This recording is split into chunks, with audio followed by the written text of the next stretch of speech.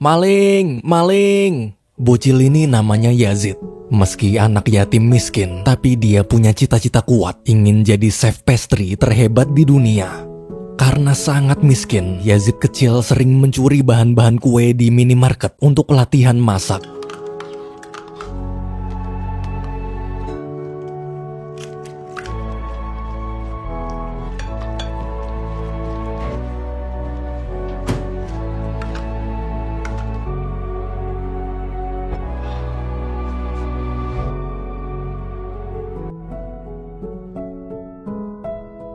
Beberapa tahun berlalu, tepatnya tahun 2000, suatu malam di salah satu restoran mewah di kota Paris, Prancis, terlihat Yazid kini sudah tumbuh remaja.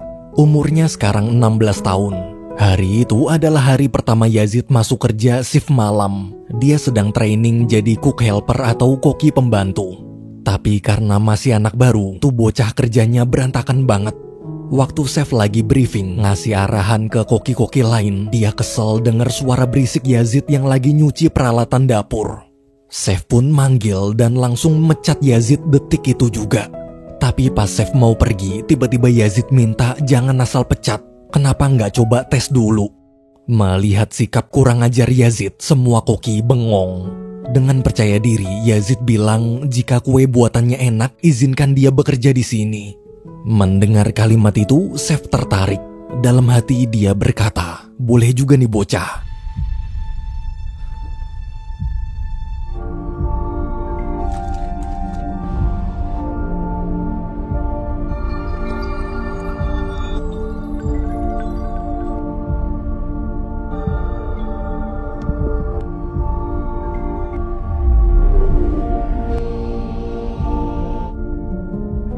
Meski penampilan dessertnya masih kurang rapi, namun ketika mencicipi, chef begitu kagum. Chef lalu menyuruh Yazid mulai masuk kerja besok lusa. Jangan sampai telat. Mendengar itu, Yazid sangat senang. Pas pulang, bukannya lewat pintu karyawan dengan muka polos, tuh bocah malah nyelonong lewat pintu utama restoran.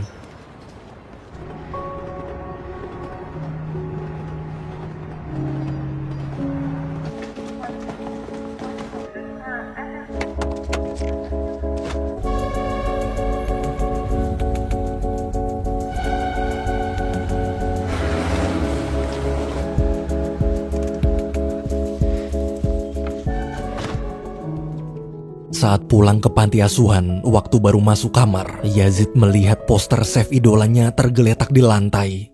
Teman sekamar Yazid bilang dia nggak suka poster jelek itu ada di kamar mereka. Yazid yang marah pun langsung menghajarnya. Akibat perkelahian barusan, Yazid dipanggil ke ruang kepala panti. Kepala panti marah kenapa Yazid terus-terusan bikin masalah. Nggak cuma berantem sama temen sekamar, tapi dia juga tadi dapat laporan kalau Yazid abis mencuri mobil orang. Beruntung karena masih di bawah umur, Yazid nggak dilaporin polisi. Jika seperti ini terus, kepala panti terpaksa harus memindahkannya ke panti asuhan lain. Bukannya menyesal, Yazid malah minta duit jajan. Kepala panti pun istighfar. Siangnya, semua anak panti sekolah seperti biasa. Selama pelajaran, Yazid hanya sibuk menggambar. Dari kecil dia memang suka banget seni. Sepulang sekolah, saat teman-teman seumurannya asik main, Yazid memilih menyendiri di ruang kesenian. Waktu sedang memperbaiki patung manekin, seketika ingatan masa lalunya muncul. Dulu Yazid kecil hanya tinggal bertiga bersama ibu dan adiknya yang masih bayi. Ibu tak pernah memperhatikan anak-anaknya. Dia selalu menganggap anak itu cuma beban hidup. Bahkan ibu pernah mensobek-sobek sepatu anaknya sendiri agar terlihat miskin demi dikasihani orang dan diberi uang. Beruntung sesekali paman dan bibi datang berkunjung ngajak main. Suatu malam saat main ke rumah paman, Yazid kecil kagum melihat sepupunya sedang membuat kue yang sangat indah untuk tugas sekolah. Jiwa seni Yazid pun bangkit. Setiap ada waktu, sepupunya juga sering mengajari membuat kue. Semenjak itu, Yazid kecil bercita-cita ingin jadi seorang chef pastry, yaitu chef pembuat dessert atau makanan penutup. Namun suatu hari ketika sedang main di rumah paman, tiba-tiba paman mengabarkan kalau adik Yazid baru aja meninggal dunia. Waktu pulang ke rumah, saat menatap wajah sang ibu, Yazid tak melihat ada kesedihan di matanya. Dia tahu ibu pasti lega, satu beban hidupnya kini telah hilang. Malam harinya, gara-gara cemburu, anaknya lebih bahagia bersama paman dan bibi daripada ibu kandungnya sendiri. Ibu pun melarang Yazid main ke rumah paman lagi. Tapi karena dia juga belum sanggup merawat Yazid sendirian, akhirnya ibu memutuskan untuk memasukkan anaknya itu ke panti asuhan. Meski kasihan, namun paman dan bibi tak bisa berbuat apa-apa. Bagaimanapun juga mereka tak punya hak ikut campur. Keesokan harinya, sepulang sekolah, Yazid ngasih tahu temennya kalau dia berhasil lulus tes di salah satu restoran elit di kota Paris. Besok pagi dia sudah bisa mulai kerja. Teman Yazid pun ikut senang. Malamnya karena tak punya ongkos, Yazid nekat menyusup ke ruang kepala panti lalu mencuri uang di laci. Waktu keluar, temannya yang dari tadi nemenin bilang sekarang gantian Yazid harus nemenin dia transaksi ganja. Cuma sebentar kok, abis dapet duit langsung pulang. Mau gak mau Yazid ikut. Sesampainya di tempat pertemuan, saat sedang transaksi, Yazid gelisah kenapa lama banget. Besok subuh dia udah harus berangkat kerja. Namun di tengah transaksi, tiba-tiba ada polisi datang.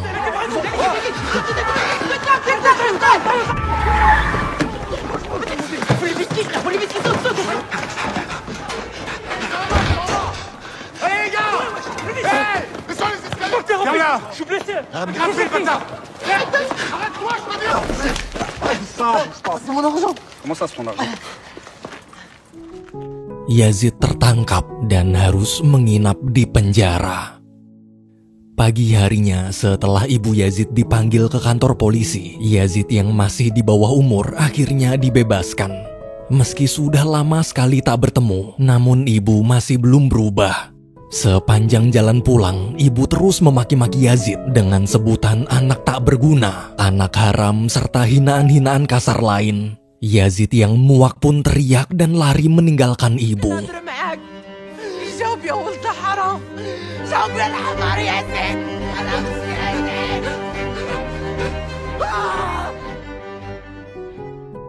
Saat pulang, pembimbing panti menegur dari mana aja Yazid semalam. Kenapa pergi keluar tanpa izin? Karena si pembimbinglah yang mengurus dari kecil. Dia jadi sudah menganggap semua anak panti seperti adiknya sendiri. Apalagi Yazid. Baginya Yazid itu anak spesial. Berbeda dengan anak-anak lain yang cuma sibuk main, pembimbing tahu di mata Yazid ada ambisi. Jadi tolong jangan ikut pergaulan yang gak bener. Setelah dinasehati, Yazid segera siap-siap dan berangkat. Di hari pertama kerja itu, dia terlambat. Sesampainya di restoran, chef terlihat dingin. Sekeras apapun Yazid minta maaf sambil menjelaskan kalau dia telah menempuh perjalanan sejauh 180 km dari panti asuhan ke restoran ini hanya demi bisa belajar membuat dessert. Tapi chef tetap tak peduli. Bukan urusannya. Yazid pun lemas.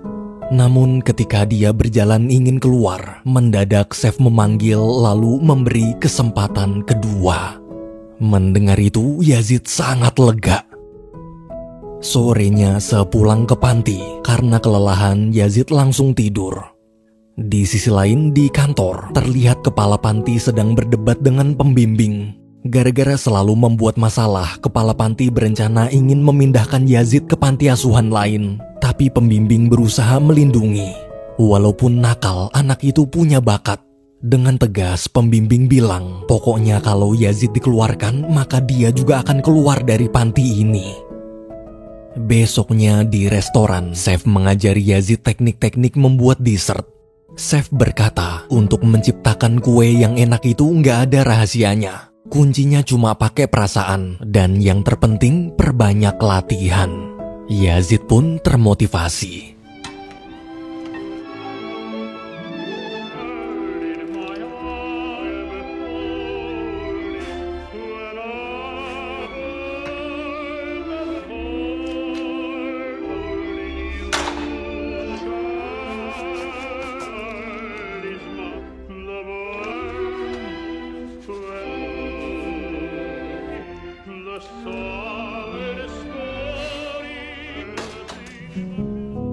Karena terlalu malam, Yazid jadi ketinggalan kereta dan terpaksa harus tidur di stasiun.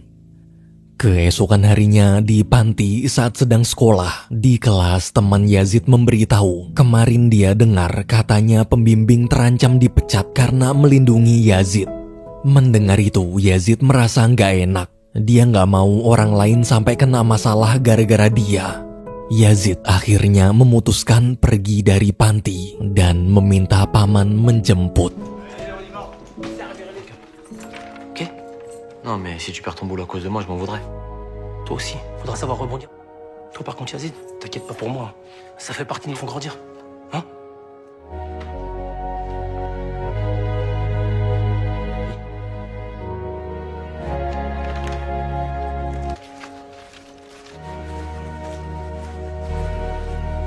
Dans la voiture. Besoknya di restoran untuk pertama kali, Yazid diizinkan membuat dessert pesanan pelanggan. Sebelum mulai, chef menasehati, jangan jadi koki biasa, tapi jadilah seorang seniman.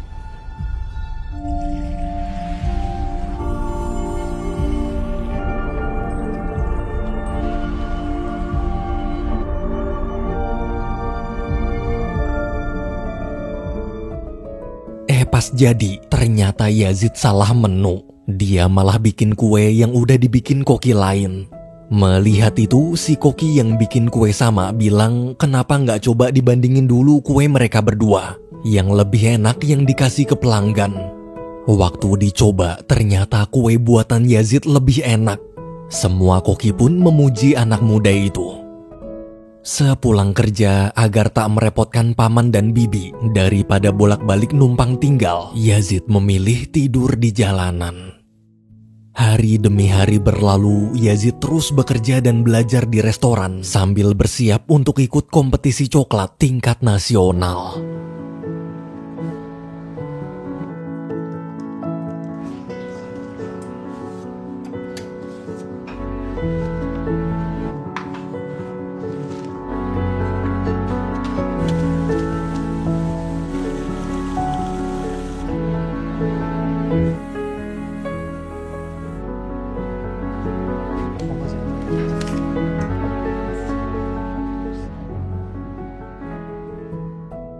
Hari kompetisi coklat tingkat nasional pun tiba. Setelah patung coklat yang dibuat selama berhari-hari jadi, Yazid yakin karya coklatnya itu pasti menang dan dia akan dapat sertifikat serta hadiah uang besar. Yazid bersama paman lalu perlahan-lahan menggotong patung coklatnya ke mobil. Tapi tiba-tiba ibu datang ingin memberi semangat. Oh mon Dieu! Tout ça c'est ta faute? Hein? Qu'est-ce que tu veux? Laisse-moi tranquille! Yazid! Qu'est-ce que tu veux? Hein? T'as rien fait pour moi! Arrête! Ah! Laisse-moi!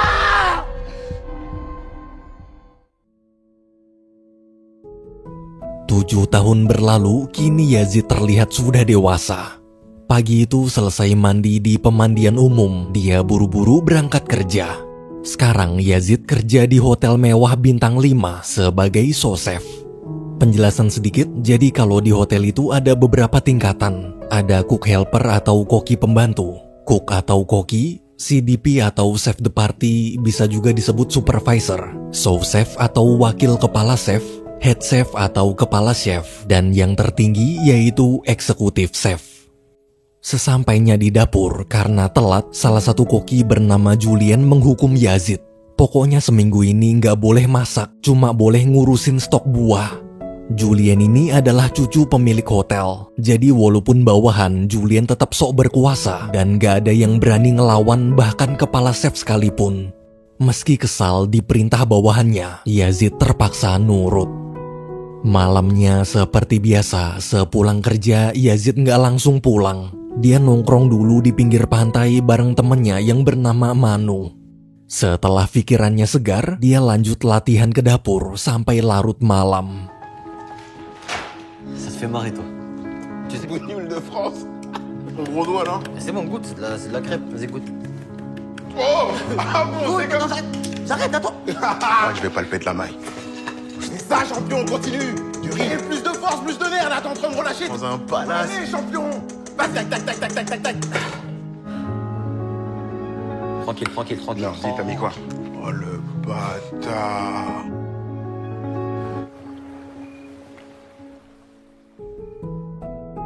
Keesokan harinya pas lagi kerja, mendadak ada tamu komplain lalu mengembalikan makanannya karena nggak enak. Ternyata tamu itu adalah orang penting bernama Bouchard yang biasa mengkritik dan menilai makanan di banyak restoran. Kepala chef pun meminta Yazid membuatkan kue baru. Soalnya di dapurnya ini hanya Yazidlah chef yang paling berbakat. Awalnya Yazid masih ngambek. Dia cuma tukang ngurusin stok buah. Kenapa nggak suruh aja Julien yang bikin? Tapi setelah kepala chef terus memohon, akhirnya Yazid mau.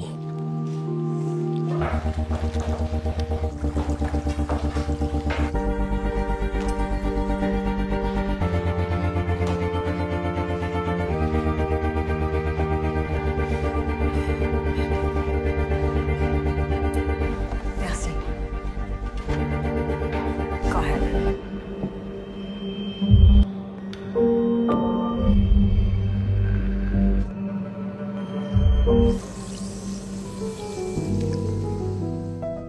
Tak lama kemudian saat Yazid istirahat ke belakang, chef bilang kalau Bouchard kagum dan ingin menemui Yazid. Waktu bertemu, Bouchard mengucapkan terima kasih. Kuenya enak banget, bahkan ini kue terenak yang pernah dia makan. Mendengar pujian itu, Yazid senang. Sepulang kerja, Manu yang curiga diam-diam mengikuti Yazid pergi ke bukit belakang hotel. Di sana ternyata kecurigaan Manu benar. Selama ini dia penasaran kenapa sahabatnya itu tak pernah pulang ke rumah. Karena ketahuan Yazid terpaksa jujur, sudah bertahun-tahun ini dia selalu tidur di jalanan. Dia tak mau pulang ke rumah ibunya dan tak ingin merepotkan siapapun, termasuk Manu. Daripada sewa kos, lebih baik gajinya dia tabung untuk ikut kejuaraan dessert dunia. Mendengar cerita barusan, Manu menyemangati. Toh tidur di sini juga enak kok, bisa lihat indahnya bintang-bintang di langit. Manu pun menemani Yazid nongkrong dan menikmati suasana malam bersama. Besoknya waktu lagi kerja, gak ada angin, gak ada hujan, Julien nyari gara-gara marahin Manu tanpa alasan. Karena kesal sahabatnya direndahkan, Yazid memberanikan diri melawan. Melihat keributan itu, chef memanggil Yazid lalu menyuruh mengikutinya. Ternyata chef ingin memberi kabar gembira. Pihak manajemen memutuskan memberi fasilitas kamar hotel. Jadi mulai sekarang kamar ini milik Yazid. Berterima kasihlah ke Manu karena tadi pagi dialah yang telah berusaha keras membujuk manajer hotel. Yazid pun kegirangan. Akhirnya dia nggak tidur di luar lagi dan bisa merasakan rasanya kasur empuk. Setelah chef pergi, waktu Yazid lagi melihat-lihat kamar, paman menelpon lalu mengingatkan jangan lupa sebentar lagi Bibi ulang tahun. Yazid bilang dia nggak bakal lupa, nanti dia pasti bikinin Bibi kue enak. Sebelum menutup telepon, paman juga memberitahu kalau sekarang ibu Yazid sedang sakit parah. Dokter memvonis hidupnya tak akan lama lagi. Mendengar itu, Yazid hanya terdiam. Malamnya sebelum pulang kerja, Yazid membuatkan dan mengirim kue ulang tahun untuk bibinya.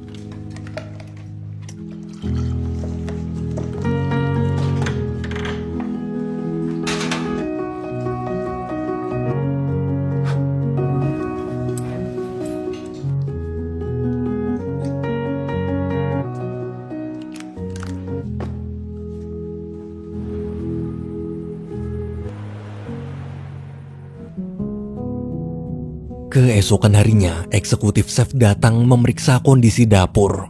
Awalnya semua terlihat sempurna, bersih, rapih, rasa kue-kuenya juga pas.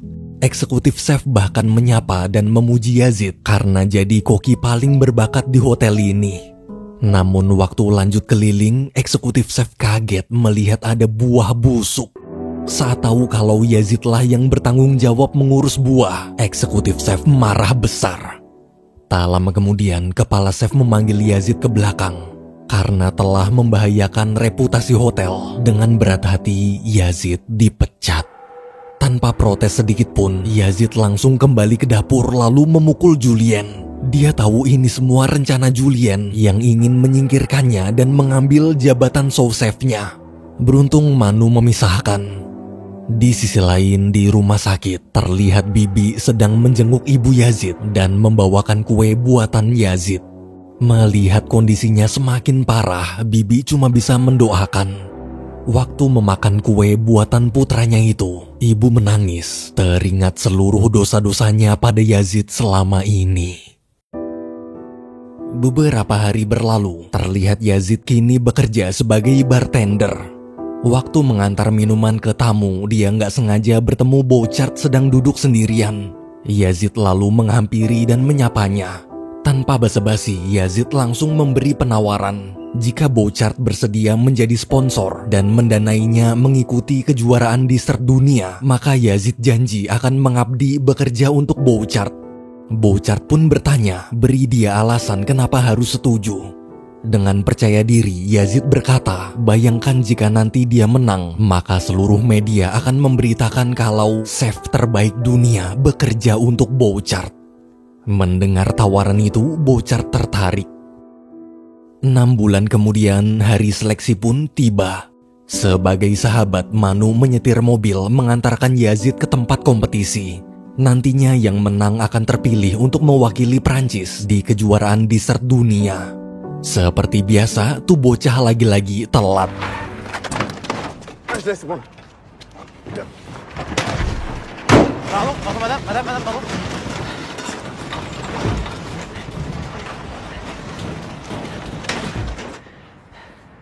C'est le numéro.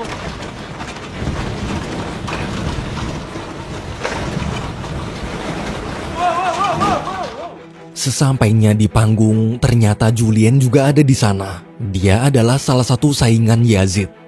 Ketika semua siap, seleksi pun dimulai.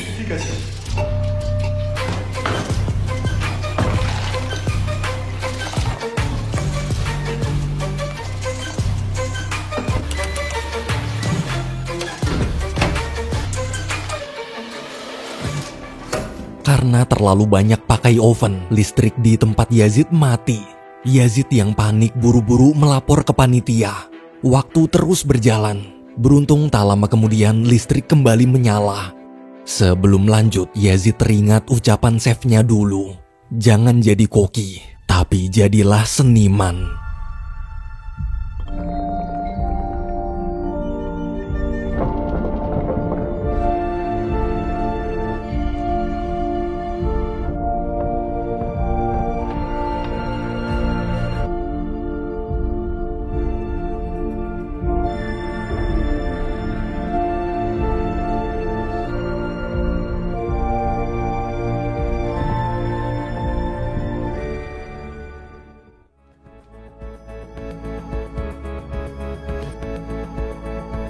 Passion caramel à la pointe de sel.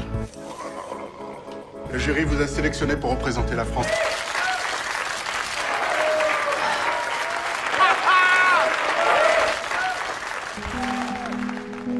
Yazid menang.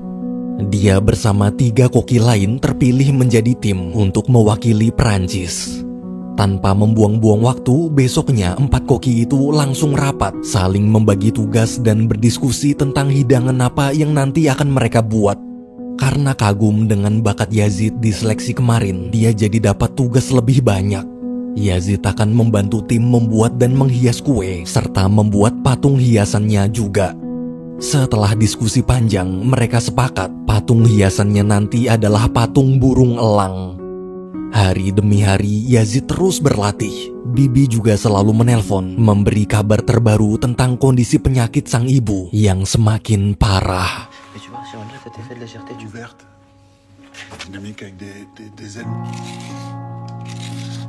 est fière de toi. Tu sais, ça nous ferait très plaisir de venir te voir. C'est toi qui décides, que tu en as suffisamment. Enfin, on veut surtout pas te mettre la pression et...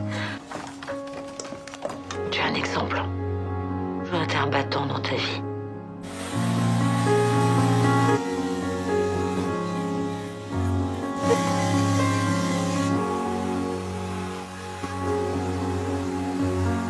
être ensemble pour ce moment? Oui, t'as dit, je suis là. Et On pense tous à toi. Je suis pas ta mère, mais tu es mon fils. tu sais, on s'entraîne beaucoup.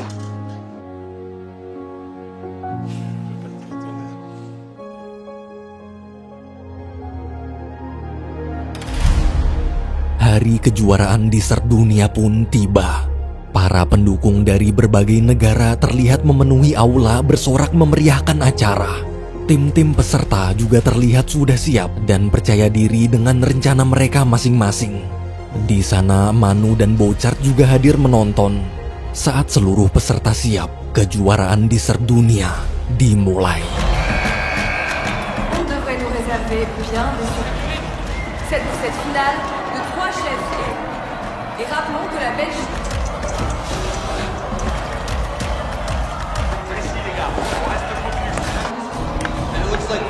Sur grille.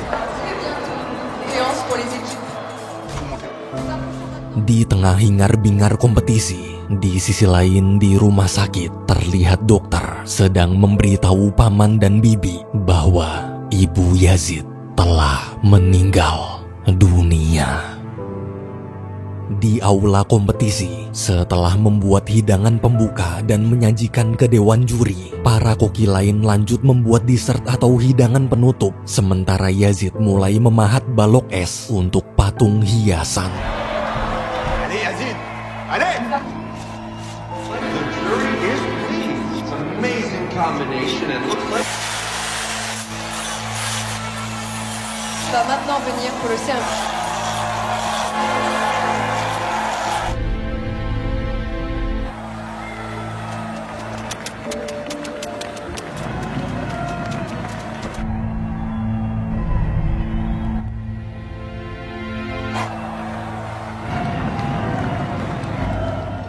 Saat patung es berbentuk burung elangnya hampir jadi, mendadak Yazid berhenti.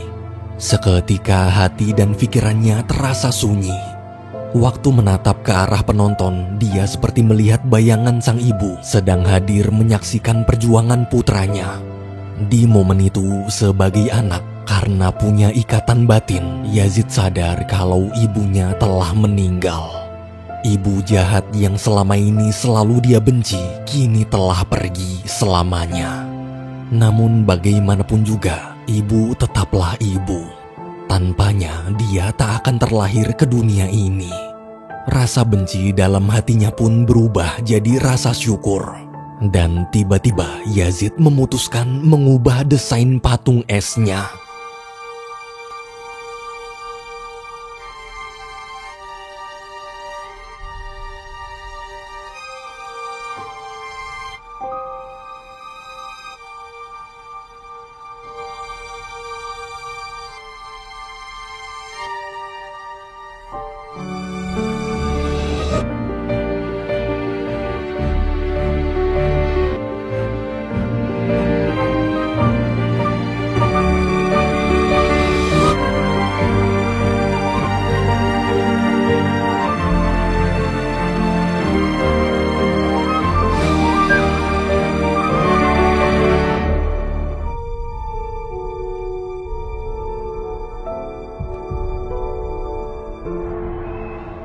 Ketika patung es Yazid jadi, semua orang kagum dan terharu. Para koki pun langsung menata hidangan penutupnya, lalu menyajikan ke dewan juri. Hidangan dessert tim Prancis itu terlihat sangat indah dengan dihiasi karya patung es berbentuk seorang ibu bersayap malaikat. Tak lama kemudian, setelah seluruh penilaian selesai, semua koki berkumpul mendengarkan pengumuman hasil keputusan. Hasilnya adalah juara 3 dimenangkan oleh tim dari Belgia, juara 2 dimenangkan tim dari Jepang, dan juara 1, pemenang kejuaraan dessert dunia adalah Prancis.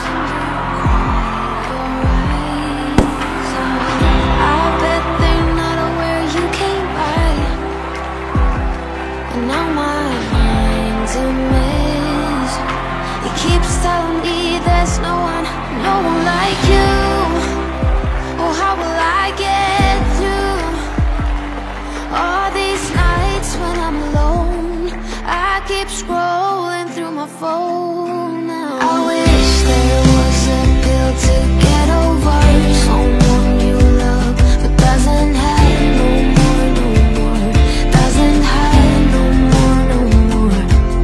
I wish I could delete every inch of me that feel like you're all I need and more. You're not all I need no more. No more. No more. No, not anymore. No, not any. All my friends are taking me to bars, and we dance all night while I cry my eyes. Now I'm drunk enough to call you. Now I'm drunk enough to accidentally grab a taxi to the one street that I know. Oh no, there's no one like you. Oh, how will I get through all these nights when I'm alone? I keep scrolling through my phone now. I wish